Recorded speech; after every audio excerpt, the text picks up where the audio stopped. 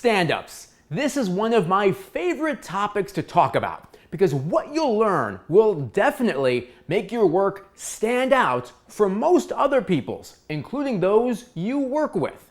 So let's start with what a stand-up is. Obviously, it's when the viewer gets to see you on camera. And on a typical day, you'll bookend your package or a live VOSOT with a live shot. Those technically are a type of stand-up, but not the type that we're talking about in this video.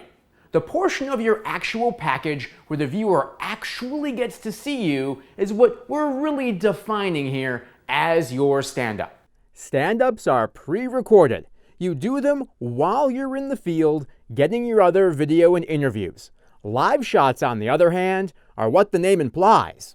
They're shot live as the newscast airs. One intros your package, and the other comes when your package is over.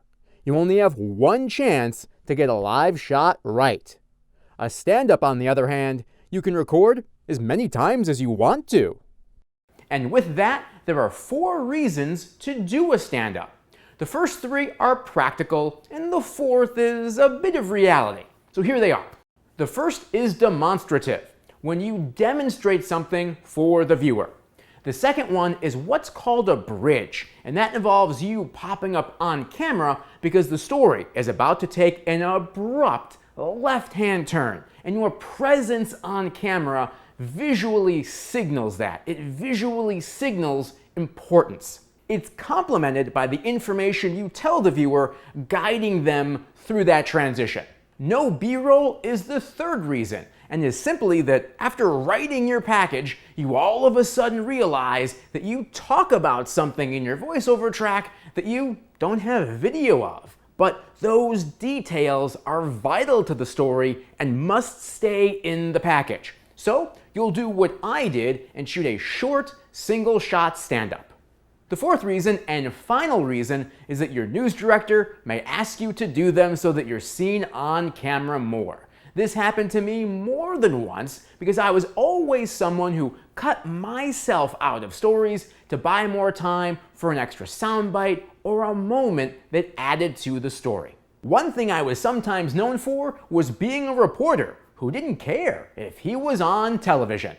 Let's go deeper into these demonstrative stand-ups. Again, these show you something. They will always be sequence stand-ups because you're alone by yourself and have to shoot them yourself. If I were you, I would start out with simple 2-shot sequences, a medium or tight shot of you, and then a close-up of an object or document or prop in your hand. Or perhaps you walking with a purpose in and out of frame.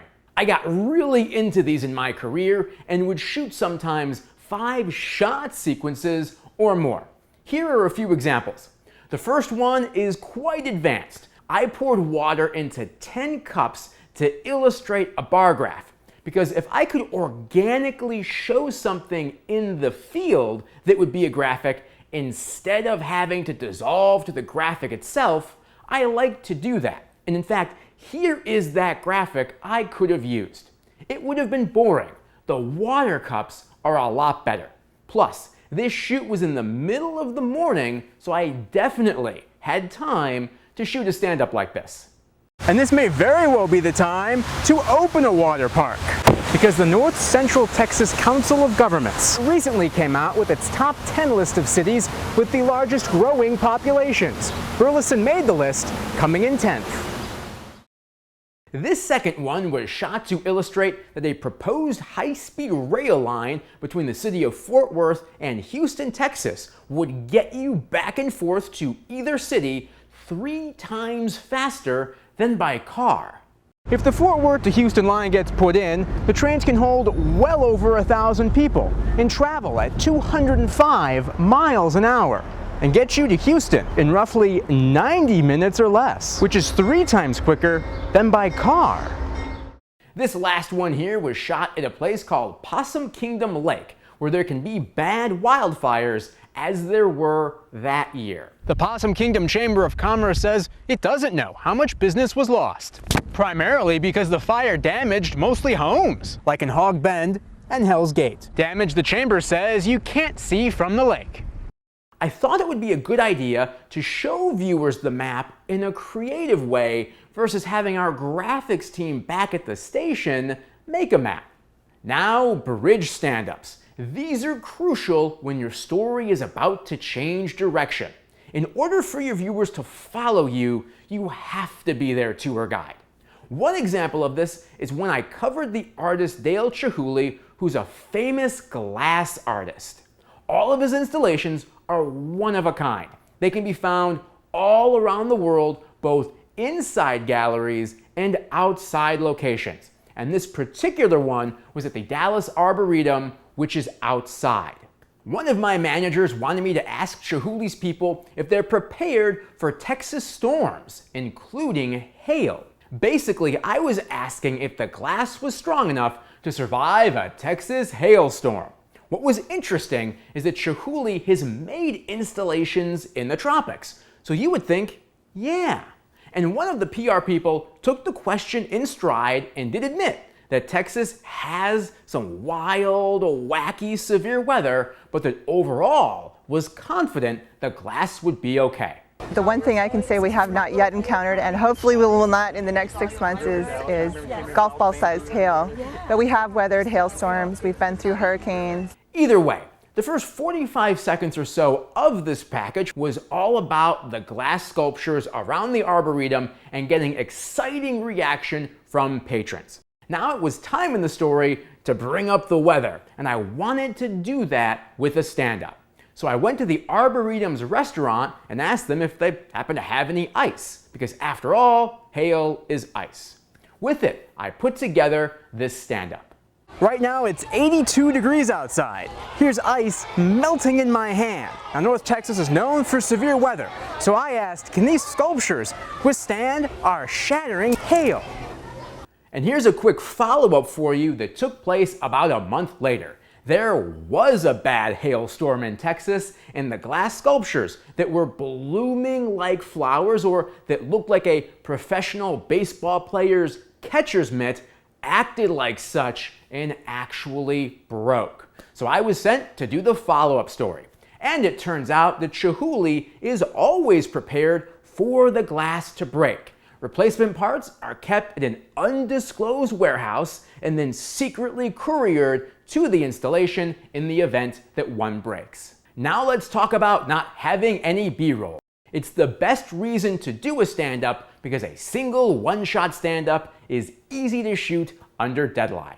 There were plenty of days where I had to edit in my car or at some sandwich shop and realized that after writing my story that I didn't have enough video to cover a particular voiceover. Because while the story was really good journalism, it just wasn't good visually, and therefore there wasn't any video of what I was talking about. And that's when you'll do what I did. You go out to the parking lot and you shoot a generic stand-up. And with that, I try hard to make them meaningful, like this one about a neighborhood thief breaking in to unlock cars overnight. And neighbors are being cautious. If they see cars here late at night or early in the morning that they don't recognize, they're going to start taking down license plates. Or this one, having to do with fake cell phone towers law enforcement wanted to use to be able to track burner cell phones that drug dealers and terrorists often use. And adds if there is an arrest from that case, that case will be reviewed by the DA's office, defense attorneys, and a judge. This next one is a bit of flexing because I had met my match. It was absolutely necessary for me to have to show a graphic on the air. This story was about how I knew Walmart was being built in the neighborhood of Fort Worth. It was newsworthy because residents who live in that area didn't live by any kind of a grocery store, and Walmart is one.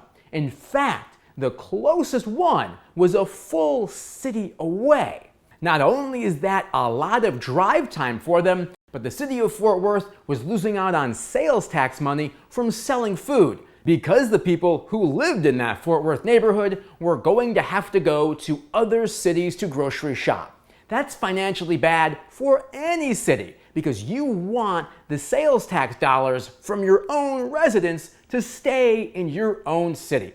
So again, this was actually a good story, and one I'll break down later when we talk about why it's important to find characters for your stories. At any rate, this is a story that is strong in journalism, but weak in video.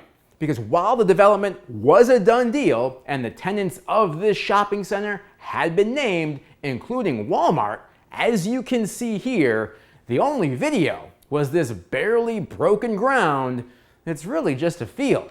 And I don't care how many ways you find to shoot this, high angle, low angle, all the shots I've taught you, I couldn't possibly just show this field for 1 minute and 20 seconds.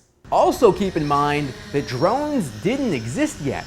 A drone would have totally changed the game on this story. So I desperately needed a stand-up and also needed to use this graphic. I brainstormed ways to try to incorporate both, and in this case, it actually worked. Here it is. The developer plans on breaking ground this spring, with an opening in January of next year. 11 retailers, including Walmart, Marshalls, and Dollar Tree, are all on board. The city says this South Fort Worth neighborhood has gone far too long without basic needs like a grocery store, and that many have gone outside the city to fill that need. Now that they'll have the option of shopping here and spending their money here, that means more sales tax dollars for the city. Now please know, I shot what's called a safety stand-up, meaning I shot a version with just me standing there, not moving, being boring. I did this in case I couldn't get the tight keyframing right on the fancy version that you just saw. The plan in case it didn't work was to dissolve the map in if I had to. So as much as I dream about making good, interesting, engaging television, I actually put my ego aside and always shoot a safety stand-up just in case I discover when editing that the fancy version just isn't going to work out. It's rarely happened, but certainly has. And what I learned from those mistakes is what prepared me to pull off the ones that you're seeing under a daily deadline.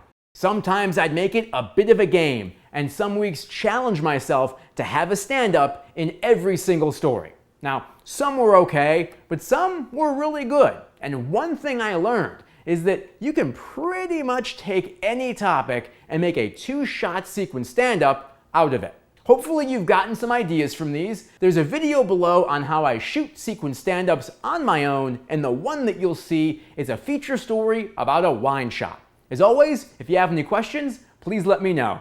I'll see you in that video.